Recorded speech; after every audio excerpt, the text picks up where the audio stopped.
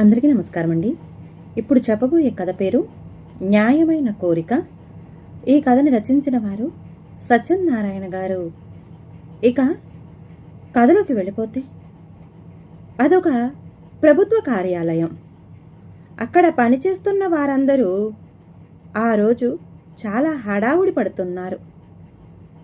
అందులోనూ ఆ కార్యాలయ డిప్యూటీ అధికారి అర్జున్ ఊపిరాడని పనులతో సతమతమవుతున్నాడు. కారణం, ఆ కార్యాలయానికి కొత్తగా నియమించబడ్డ కార్యాలయ పరిపాలక అధికారి ఆ రోజు ఆ కార్యాలయంలో పదవీ బాధ్యతలను చేపట్టడానికి వస్తున్నారు. దానికి చెయ్యవలసిన ఏర్పాటుల్లో ఏదైనా తేడా వస్తే దానికి పూర్తి బాధ్యత అర్జున్పై పడుతుంది. అందుకని అర్జున్ తానే స్వయంగా దగ్గరుండి పనులు పూర్తి చేస్తున్నాడు. ఇంతలో ఎవరో కొత్త కమిషనర్ వచ్చేశారు అని అరిచారు. అంతే, అర్జున్ అత్యంత వేగంగా అక్కడ ఉన్న ఫ్లవర్ బొకేని చేతిలోకి తీసుకొని అదే వేగంతో కార్యాలయ గుమ్మం దగ్గరకు చేరుకున్నాడు. అతనితో పాటు మరికొందరు ఉద్యోగస్తులు కూడా కొత్త ఆఫీసరుకు స్వాగతం పలకటానికి అక్కడికి చేరుకున్నారు. ప్రభుత్వ అధికార గుర్తు వేసున్న బ్యాడ్జి కలిగిన కారు వచ్చి కార్యాలయం గుమ్మం ముందు ఆగింది. కారు డోర్ తెరుచుకుంది. అందులో నుండి దర్జాగా ఒక మహిళ దిగింది. వచ్చిన మహిళా అధికారిని చూసి ఆశ్చర్యపోయాడు అర్జున్. ఆశ్చర్యంలో నుండి తేరుకోలేక అలాగే శిలలా నిలబడిపోయాడు. ఎవరో అర్జున్ భుజాలు పట్టుకుని కదిపారు. ఆ గొదుపుతో ఆశ్చర్యంలో నుండి తేరుకున్న అర్జున్ తనని తాను సమాధానపరుచుకొని నమస్తే చెబుతూ చేతిలో ఉన్న ఫ్లవర్ బొకేను ఆమెకు అందించాడు. అప్పుడు అతన్ని చూసిన ఆ మహిళా అధికారి కూడా అర్జున్ని చూసి ఒక్క క్షణం ఆశ్చర్యపోయింది. మానస, మీరు అని తడబడుతూ అర్జున్ ఆమె పేరు ఉచ్చరిస్తుంటే ఆమె అడ్డుపడింది. మిస్టర్, ఇది ఆఫీసు. నేను మీ పై అధికారిని. మీరొక డిప్యూటీ అధికారి. ఆఫీసులో ఆ తేడాతో ఉంటే మంచిది, కఠినంగా అన్నది మానస పేరు కలిగిన ఆ మహిళా అధికారి. కోలాహలంగా ఉన్న వాతావరణం నిశ్శబ్దంగా మారింది.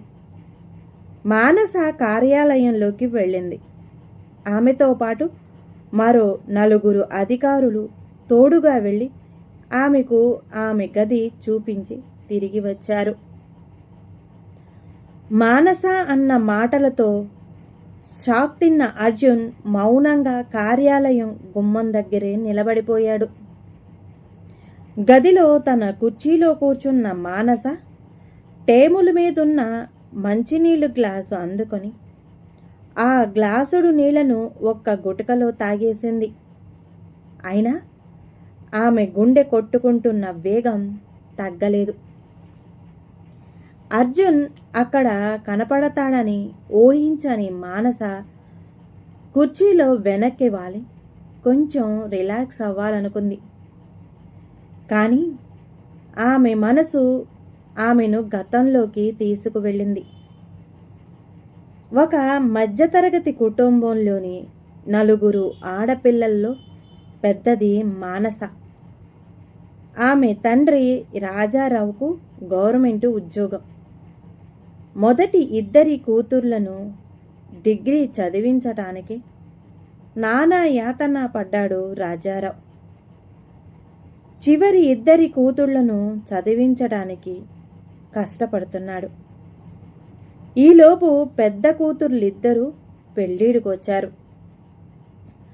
రిటైర్మెంటుకు ఇంకా కొన్నేళ్లు ఉందనగా ఆలోపు ఇద్దరి కూతుర్లకైనా పెళ్లి చేయాలని ప్రయత్నం చేశాడు రాజారావు. అతని ప్రయత్నానికి ఫలితంగా పెద్ద కూతురు మానసకు వచ్చిన వివాహ సంబంధమే అర్జున్. సంబంధం కుదుర్చుకున్నారు. కట్న కానుకలు, నగలు, ఇచ్చిపుచ్చుకోటాలు, లాంఛనాలు, పెళ్లి ఖర్చులు ఖాయం చేసుకున్నారు. పెళ్లి ఏర్పాట్లు, పెళ్లి పనులు వేగంగా జరుగుతున్నాయి. ఏం రాజారావు, మొత్తం డబ్బును పెద్ద కూతురికే ఖర్చు పెట్టుతున్నావే? ఇంకా 3 కూతుర్లున్నారు, మర్చిపోకు. లోను కాగితాల మీద సంతకం పెడుతూ రాజారావును హెచ్చరించాడు అతని పై అధికారి.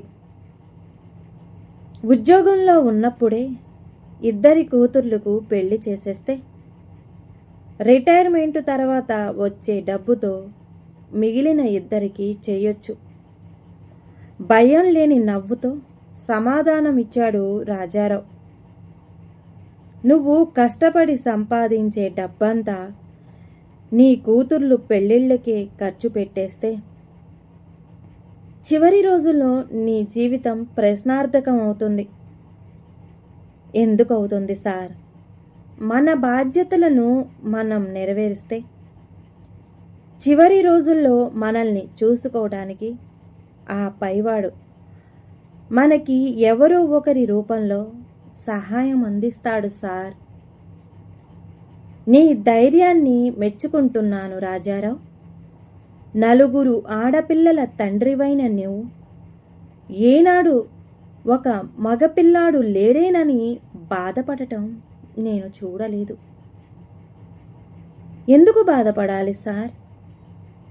ఆడపిల్లలు కూడా మగపిల్లలతో సమానమే సార్.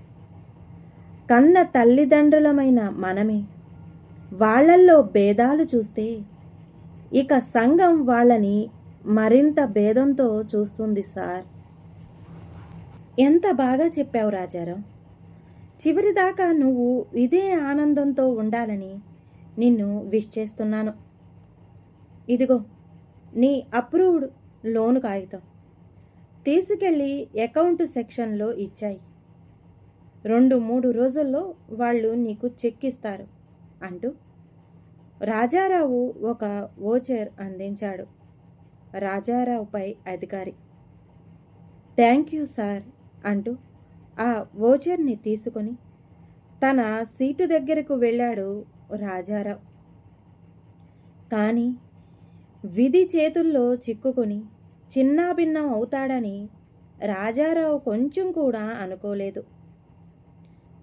చట్టవిరుద్ధమైన పని చేయమని రాజారావును ఒక కాంట్రాక్టర్ ఒత్తిడి చేయగా దానికి రాజారావు నిరాకరించాడని రాజారావును పన్నాగంలో ఇరికించి అతన్ని ఉద్యోగానికే ముప్పు తీసుకొచ్చాడు ఆ కాంట్రాక్టర్.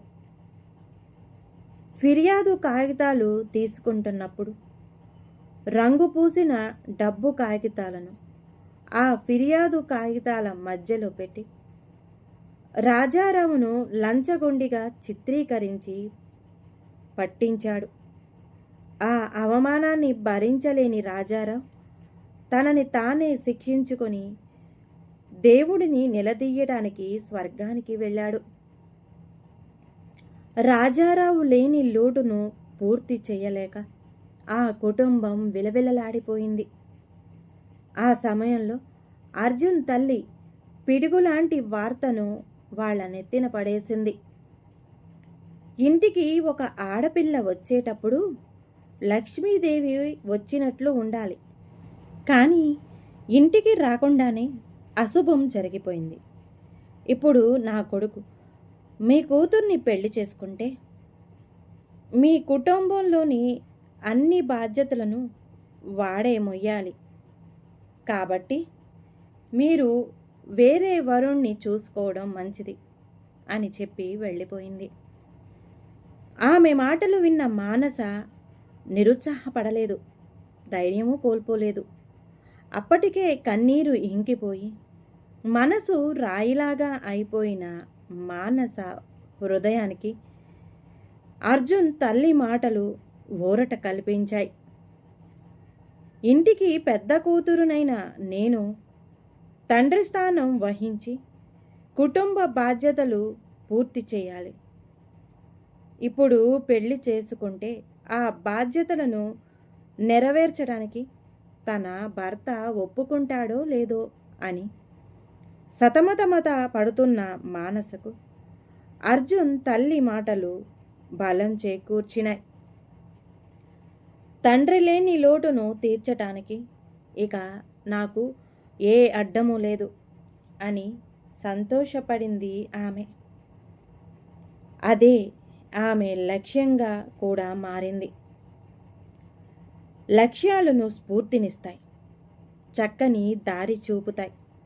ఆ లక్ష్యమే ఈరోజు ఆమె ఒక ప్రభుత్వ రంగ కార్యాలయ అధికారిగా నిచ్చెన ఎక్కించింది. కానీ తాను అధికారిగా వచ్చిన ప్రభుత్వ కార్యాలయంలోనే తనని పెళ్లి చేసుకోవాలనుకున్న అర్జున్ డిప్యూటీ అధికారిగా ఉంటాడని ఆమె ఎదురు చూడలేదు. కలవరపెడుతున్న మనసును శాంతపరుచుకోవటానికి సాయంత్రం అమ్మవారి గుడికి వెళ్ళాలని నిశ్చయించుకుంది. వెంటనే కార్యాలయంలో తన పని మొదలుపెట్టింది. సాయంత్రం అమ్మవారి గుడిలో మళ్ళీ అర్జున్ని చూసింది మానస. తనని చూసి కూడా చూడనట్లు వెడుతున్న అర్జున్ ముందుకు వెళ్ళి నిలబడింది. సారీ అర్జున్, ఉదయం మీతో కఠినంగా మాట్లాడాను చెప్పింది మానస. పర్వాలేదు, నీ దగ్గర క్షమాపణలు అడగటానికే ప్రయత్నించాను. క్షమాపణలా? ఎందుకు? మా అమ్మ మాటలు విని మీతో పెళ్ళికి ఆపినందుకు. అతని ఆశ్చర్యంగా చూసింది మానస. చూడండి అర్జున్, ఒకచోట ఆగే రైలు తర్వాత ప్రయాణానికి బయలుదేరేటట్లే మన జీవితాలు కూడా మిమ్మల్ని క్షమించటం, క్షమించకపోవటం రెండు అవసరం లేని పనులు అన్నది. అది సరే అంటూ ఇంకా ఏదో చెప్పాలని తటపటాయిస్తున్న అర్జున్ని చూసి, మీ తటపటాయింపు చూస్తుంటే నా దగ్గర ఇంకేదో చెప్పాలని ఆశపడుతున్నట్టున్నారు. ధైర్యంగా చెప్పండి అన్నది మానస. ఆగిపోయిన మన పెళ్ళి జరగాలి. తన ఆశను వెళ్ళబుచ్చాడు అర్జున్. నేను మీ ఇంట్లో కాలు మోపటానికి ముందే అశుభం జరిగిందని మీ అమ్మగారు చెప్పారే, మరి ఆవిడ దీనికి ఒప్పుకుంటుందా? నేను సమాధానపరిచి ఒప్పిస్తాను. ఈ ఐడియా ఆ రోజు ఎందుకు మీ ఆలోచనకు రాలేదు? ఆ మాటతో కొరడా దెబ్బలు తగిలినట్లు గిలగిలలాడిపోయాడు అర్జున్. మనసుకు తగిలిన ఆ దెబ్బల నొప్పిని అనుభవిస్తూ ఉండటంతో మానస కళ్ళల్లోకి నేరుగా చూడలేకపోయాడు. వదులుకున్న దానిని తిరిగి పొందాలని మీ వెర్రి కోరికకు కారణం నేను సంపాదిస్తున్న డబ్బులా, నా పదవా అడిగింది మానస. రెండిటి మీద ఇష్టపడి నేను ఈ కోరికను అడగలేదు. మీ నాన్నగారు చనిపోయిన తరువాత నువ్వు నీ కుటుంబ బాధ్యతలను తీసుకున్నావే, అలాంటి గొప్ప మనస్తత్వం ఉన్న మనిషిని వదులుకోకూడదని, అలాంటి పొజిషన్లో ఉన్న ఏ ఆడపిల్లైనా అలాగే చేస్తుంది. మనుషుల బాధ్యతల గురించి మా నాన్నగారు మాకందరికీ నేర్పిన జీవిత పాఠాలలో ఇది ఒక భాగం. అది సరే, ఆ రోజు మీ అమ్మగారు చెప్పింది ఈరోజు వర్తిస్తుంది. మరి దానికి మీరు ఓకేనా? ఏం చెప్పారు? నన్ను పెళ్లి చేసుకుంటే మా కుటుంబ బాధ్యతలన్నీ మోయవలసి వస్తుంది. కావాలనుకున్నది దొరకాలనుకుంటే బాధ్యతలను మొయ్యాల్సిందే. ఇన్ని రోజులు బ్యాచులర్ లైఫ్లో నేను నేర్చుకున్న గుణపాఠం ఇదే. సరే, మీ రిక్వెస్ట్కు సమాధానం చెబుతాను. మీరు రేపు ఇంటికి రండి అని చెప్పి అక్కడి నుంచి బయలుదేరింది మానస. అర్జున్ మానస ఇంటికి వెళ్ళాడు. మానస తల్లి అర్జున్ని సంతోషంతో ఆహ్వానించింది. చీర కొంగును భుజాల మీద కప్పుకొని నమస్కారం చెప్పే సరాసరి తల్లి ఆమె. మానస చెల్లెళ్ళు వేరే గదిలో ఉన్నారు. ఆగిపోయిన పెళ్ళి జరిగిపోతుందనే నమ్మకం ఆ తల్లి ముఖంలో కనపడుతుంది. చెల్లెలు రోహిణి అర్జున్కు కాఫీ ఇచ్చి వెళ్ళింది. మానస మౌనంగా కూర్చుంది. సరే అని చెప్పవే అన్నట్టు మానసకు కళ్ళతోనే సైగ చేసింది మానస తల్లి. మానస ఇంకేం ఆలోచిస్తుంది అనే కన్ఫ్యూజన్లోనే ఉన్న అర్జున్ మానస మాట కోసం ఎదురుచూస్తున్నాడు. కారు మబ్బులు, ఈదురు గాలులు ఉన్నాయి, కానీ వర్షం లేదు. దుఃఖంలో ఉన్నప్పుడు నేనున్నానని చెయ్య చాపని వాడు కూడా అలాంటి వాడే అర్జున్. నా తండ్రి చనిపోయిన రోజున నేనున్నాను అని నువ్వు ఒక్క మాట అనుంటే దానిని వెండి పళ్ళెంలో పెట్టిన బంగారు కానుకలా భావించుంటాను. కానీ అంటూ ఏదో చెప్పబోయిన మానస వస్తున్న దుఃఖాన్ని ఆపుకోవటానికి తల పక్కకు తిప్పుకొని దుఃఖాన్ని దిగమింగుకుంటూ తనని తాను సమాధానపరుచుకుంది. తప్పు చేశాను, నన్ను క్షమించు మానస అని నిన్ననే నేను గుడిలో నిన్ను అడిగాను. ఆ రోజు ఎందుకో మా అమ్మ మాటను నేను ఎదిరించలేకపోయాను. తర్వాత ఆలోచించాను. నేను చేసిన తప్పేంటో అర్థమైంది. బాధ్యతలు తీసుకొని వాడు జీవితంలో గెలిచిన ఓడిపోయినట్లే లెక్క అని సూత్రాన్ని ఆలస్యంగా అర్థం చేసుకున్నాను. అందుకే నిన్ను పెళ్లి చేసుకొని నా తప్పును సరిచేసుకుందామని అనుకుంటున్నాను. మా తండ్రి చనిపోయిన తరువాత ఈ కుటుంబ భారం పూర్తిగా నా మీద పడింది. మా తండ్రి నెరవేర్చాలనుకున్న పనులన్నిటినీ ఆయన వారసురాలుగా నేను పూర్తి చేయాలి. అప్పుడే మా నాన్న ఆత్మ శాంతిస్తుంది. ప్రస్తుతం అదొక్కటే నా లక్ష్యం. ఆ తర్వాత నా వ్యక్తిగత ఆనందం. నా పూర్తి సహకారం నీకు ఉంటుందని ప్రామిస్ చేస్తున్నాను మానస అన్నాడు అర్జున్. మానస వెంటనే సమాధానం చెప్పలేదు. ఇంకా ఏదో ఆలోచిస్తుంది. ఆమె మౌనం అతన్ని దహించి వేస్తుంది. ఎండాకాలంలో మంచు కురవాలనుకోవడం, చలికాలంలో వర్షాలు పడాలనుకోవడం ఎంత మూర్ఖత్వమో, అదేలాగా పదవి, డబ్బు వచ్చిన తర్వాత ఆమెతో బంధుత్వం ఎదురుచూసి రావడం కూడా మూర్ఖత్వమే.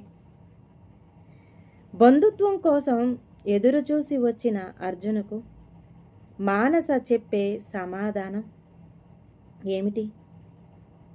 మీ పూర్తి సహకారం ఉంటుందని ప్రామిస్ చేశారు. బాధ్యతలు తీసుకొని వారు జీవితంలో గెలిచిన ఓడిపోయినట్లే అన్నారు. మీ ఈ మాటలు నాకు నచ్చాయి. ఎంతో సంతోషాన్ని, బలాన్ని ఇస్తున్నాయి. అందుకే పెళ్ళికి ఒప్పుకోమని అడిగి వచ్చిన మీతో సంబంధం కలుపుకోవాలని నేను నిర్ణయించుకున్నాను. పెళ్ళికి ఓకేనే, కానీ నాదో కోరిక అంటూ మాట్లాడటం ఆపి మానసను చూసి, చెప్పు మానస, నీ కోరిక ఏదైనా నేను దానికి ఓకేనే అన్నాడు అర్జున్. పెళ్ళికి ఓకేనే, కానీ పెళ్ళి మీకు నాకు కాదు, నా చెల్లెలు రోహిణికి మీకు. ఇదే నా కోరిక. ఓకే అంటే పెళ్ళి ఏర్పాట్లు మొదలు పెడదాం. కుండ బద్ద కొట్టినట్టు చెప్పింది మానస. ఇలాంటి కోరిక ఎదురు చూడని అర్జున్ షాక్ తిన్నాడు. మానస అలా అడుగుతుందని ఎదురు చూడలేదు. బాగా దాహం వేసిన వాడికి సముద్రపు నీరు కనపడినంత విరక్తితో చూశాడు అర్జున్. అంతవరకు జల్లులు పక్కన నిలబడి మాత్రమే చల్లదనాన్ని అనుభవిస్తూ ఆనందపడిన మానస చెల్లెళ్ళకు ఇప్పుడు ఒక జలపాతం క్రింద నిలబడి చల్లదనాన్ని అనుభవిస్తున్న ఫీలింగ్ కలిగింది. కారణం, మానస యొక్క కోరిక న్యాయమైన కోరికగా వాళ్లకు అనిపిస్తుంది. ఈ కథ గనక నచ్చితే ప్లీజ్ అండి లైక్ చేయండి. అలాగే ఛానల్ని సబ్స్క్రైబ్ చేసుకోవటం మాత్రం మర్చిపోమాకండి. మీ విలువైన అభిప్రాయాన్ని కామెంట్ బాక్స్లో కామెంట్ చేయండి. అందరికీ ధన్యవాదాలండి.